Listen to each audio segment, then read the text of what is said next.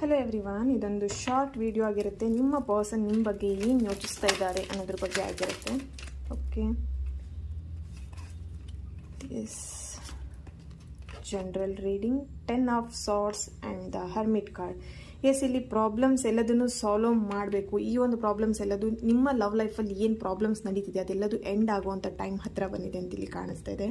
The ಹ್ಯಾಂಗೆಡ್ man ಬಂದಿರೋದ್ರಿಂದ 4 is very very important. 4 hours 4 minutes and 4 days ನಿಮ್ಮ love ಲೈಫಲ್ಲಿ ತುಂಬಾ ಇಂಪಾರ್ಟೆಂಟ್ ಅಂತೇಳಿ ಕಾಣಿಸ್ತಾ ಇದೆ. ಇಲ್ಲಿ ನಿಮ್ಮ ಲವ್ ಲೈಫಲ್ಲಿ ಏನಾದರೂ ಚೇಂಜಸ್ ಕೂಡ ನೋಡ್ಬೋದು ನೀವು ಈ ಒಂದು 4 days ಅಥವಾ 4 minutesಲ್ಲಿ.